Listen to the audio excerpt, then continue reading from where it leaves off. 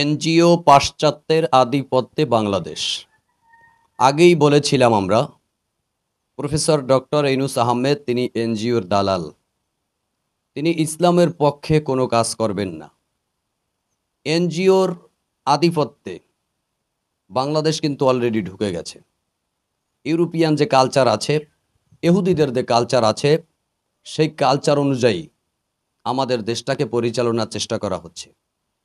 যেই আশা আকাঙ্ক্ষা নিয়ে ২৪-এর গণ অভ্যুত্থান হয়েছে, তার কোনো ফল কিন্তু আমরা ইতোমধ্যে পাচ্ছি না। আপনি চিন্তা করতে পারেন, ৯২% মুসলমানের দেশে শিক্ষা প্রতিষ্ঠানে প্রাইমারিগুলোতে গানের শিক্ষক নিয়োগ দেওয়া হয়েছে। তাদেরকে গান শেখানো হবে। এটা কি উচিত ছিল?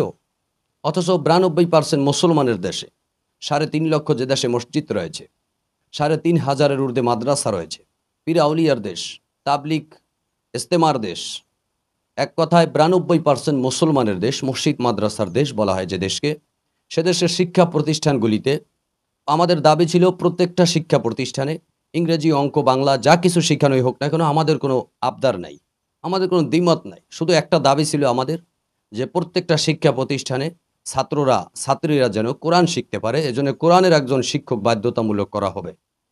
নামাজ কিভাবে পড়তে হয়, রোজা কিভাবে রাখতে হয়, রুকু সিজদা কিভাবে করতে হয়, আল্লাহকে কিভাবে চিনতে হয়। ৯২% মুসলমানের দেশে প্রত্যেকটা শিক্ষা প্রতিষ্ঠানে আমাদের চাওয়া ছিল একজন ধর্মীয় শিক্ষক রাখা, যিনি কোরআন শিখাবে, ইসলাম শিখাবে, আল্লাহকে চিনাবে, নবীকে চিনাবে, নামাজ কিভাবে পড়তে হয় সেটা জানাবে। কিন্তু আফসুস, আমাদের সে দাবিকে প্রত্যাখ্যান করে প্রত্যেকটা শিক্ষা প্রতিষ্ঠানে গানের শিক্ষক দিয়েছে ডক্টর ইউনূস।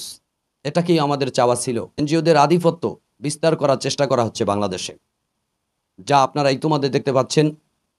বাংলাদেশে অনেক রাজনৈতিক দল আছে, কেউই কিন্তু তার প্রতিবাদ করেনি, কারণ তাদের ক্ষমতা পাকাপোক্ত করতে হলে আগামীতে ইউরোপিয়ান পাশ্চাত্য আধিপত্য এদেশে চালু করতে হবে।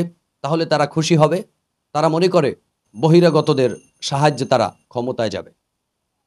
একমাত্র ইসলামপন্থী হিসাবে, রাজনৈতিক দল হিসাবে পীর সাহেব চরমনের পক্ষ থেকেই সর্বপ্রথম এর প্রতিবাদ করা হয়েছে। আপনারা দেখতে পাচ্ছেন, জাতীয় ওলামা মাশায়েখ আইম্মা পরিষদের নেতৃত্বে বাইতুল মোকাররমের সামনে প্রত্যেকটা শিক্ষা প্রতিষ্ঠানে গানের শিক্ষক বাতিল করে কোরআনের শিক্ষক, প্রত্যেকটা শিক্ষা প্রতিষ্ঠানে ধর্মীয় শিক্ষক বাধ্যতামূলক করা হোক, এই দাবি কিন্তু করা হয়েছে।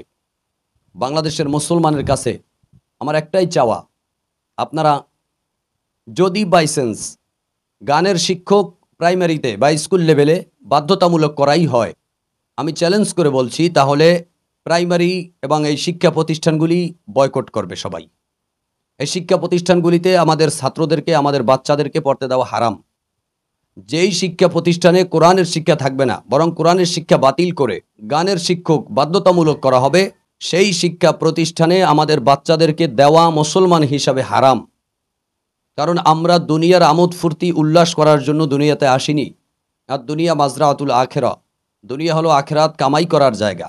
সুতরাং যেই শিক্ষা প্রতিষ্ঠানে কোরআনের শিক্ষক বাধ্যতামূলক করা হয়নি, বরং গানের শিক্ষক দেওয়া হয়েছে বাধ্যতামূলকভাবে, সেই শিক্ষা প্রতিষ্ঠান বর্জন করা ফরজ হয়ে গেছে। সেই শিক্ষা প্রতিষ্ঠানে আমাদের বাচ্চাদেরকে দেওয়া হারাম হয়ে গেছে। সুতরাং প্রাইমারি লেভেল এমনিতেই দুর্বল হয়ে গেছে। করোনার পরবর্তী সময় আমরা দেখতে পেয়েছি, প্রাইমারি শিক্ষকরা আমাদের কাছে অভিযোগ করেছে যে আমাদের প্রতিষ্ঠানে ছাত্রছাত্রী কমে গেছে। করোনার সময় এই লেভেলগুলি, এই শিক্ষা প্রতিষ্ঠানগুলি বন্ধ থাকার কারণে ওই সুযোগে মাদ্রাসায় দিয়েছে। এখন যদি গানের শিক্ষক আবার বাধ্যতামূলক করা হয়, তাহলে এই প্রাইমারি লেভেলে এবং এই শিক্ষা প্রতিষ্ঠানগুলিতে আমাদের বাচ্চাদেরকে দেওয়া ইসলামী শরীয়ত অনুযায়ী হারাম হয়ে যাবে। সুতরাং এই প্রাইমারি স্কুলগুলি এবং এই শিক্ষা প্রতিষ্ঠানগুলি অটোমেটিকলি বন্ধ হয়ে যাবে।